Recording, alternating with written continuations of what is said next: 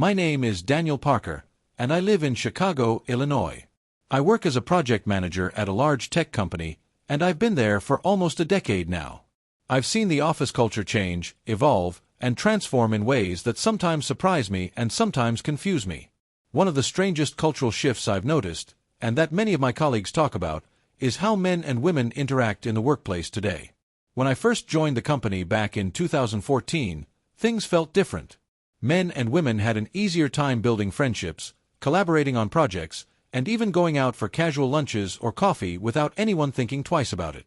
There was a sense of camaraderie and teamwork that wasn't complicated by outside noise. But fast forward to the last few years, and something has clearly changed. More and more men at my workplace, and honestly, in many companies across America, are keeping their distance from female colleagues.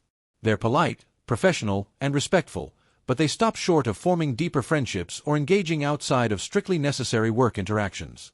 At first, I thought maybe I was imagining it. But then I started hearing conversations about it during after-work hangouts, in networking events, and even in HR workshops. Men are increasingly cautious at work. They're avoiding casual lunches with women, declining invitations to after-office happy hours, and even steering clear of one-on-one mentorships if the mentee is female. The question is, why? Let me tell you a story that might shed some light.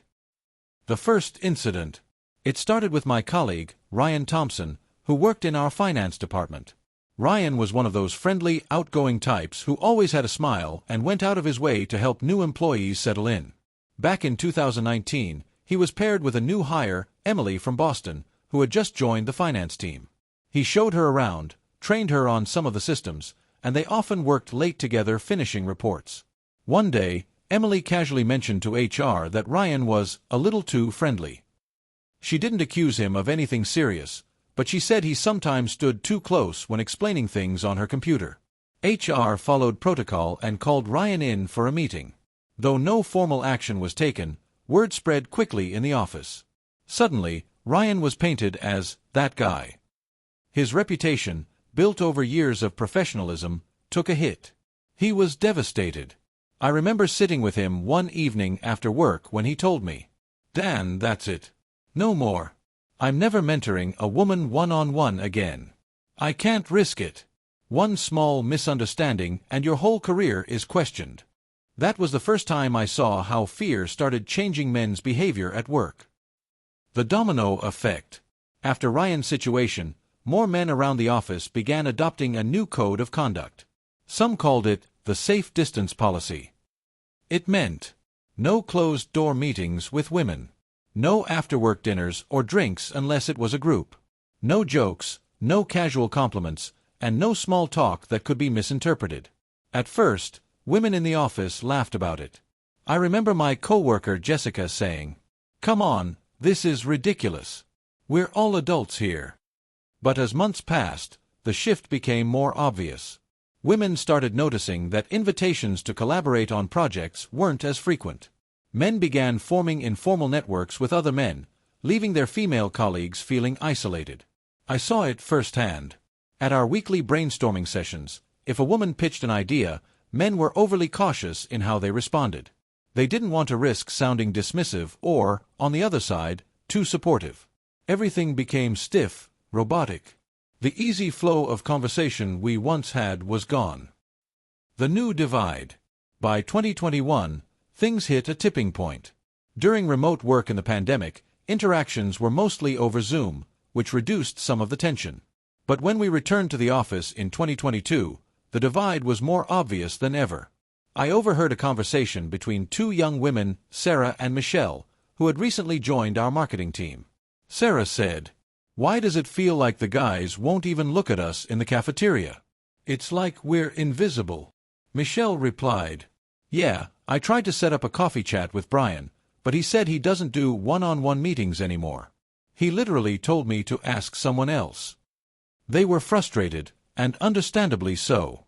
For women trying to build careers, mentorship and networking are critical. But the men weren't willing to risk it. I didn't know what to say. On the one hand, I understood Ryan's fear and why men were drawing boundaries. On the other hand, I could see how women felt excluded, left out of opportunities, and sometimes even sabotaged unintentionally. The workplace Cold War. Soon, articles started popping up online about the same trend. Major newspapers wrote about how men were increasingly avoiding women at work to protect themselves. Some women called it paranoia, while some men called it self-preservation. In one HR meeting, our director, Amanda, brought it up. "We need to address this culture shift," she said. "We can't have half the workforce avoiding the other half. It's hurting productivity, morale, and fairness." But when she asked for suggestions, the room went quiet. Nobody wanted to say the wrong thing. Men looked down at their notepads. Women folded their arms. It was like being in a classroom where everyone knew the answer but was too afraid to speak. A personal dilemma. I faced my own dilemma in 2023. A new intern, Rachel, joined my project team. She was smart, eager, and asked if I could mentor her. Normally, I would have said yes without hesitation. But Ryan's story and everything I'd witnessed made me pause. I thought about what could happen if someone misunderstood my intentions. I thought about how even a well-meaning compliment could be twisted. At the same time, I didn't want to be unfair. Rachel deserved the same guidance I had received when I started my career. So, I compromised. I mentored her, but always with the door open, always during group lunches, and always keeping interactions strictly professional. Rachel noticed. One day she said, "Dan, you don't seem as approachable as the others. Did I do something wrong?" That question broke my heart. She didn't realize it wasn't about her at all. It was about the climate we were all trapped in.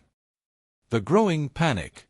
Now, in 2025, this trend has become undeniable. Women are starting to panic, not because men are rude, but because they feel shut out of critical career opportunities. Networking events, casual coffees, mentorship, all those informal channels that help people grow, are closing off. I recently read a survey that said nearly 60% of male executives in the U.S. admit to avoiding one-on-one interactions with female colleagues. That number is staggering. Women are calling it career sabotage. Men are calling it self-defense. In one heated company town hall, Jessica stood up and asked, "So what's the solution?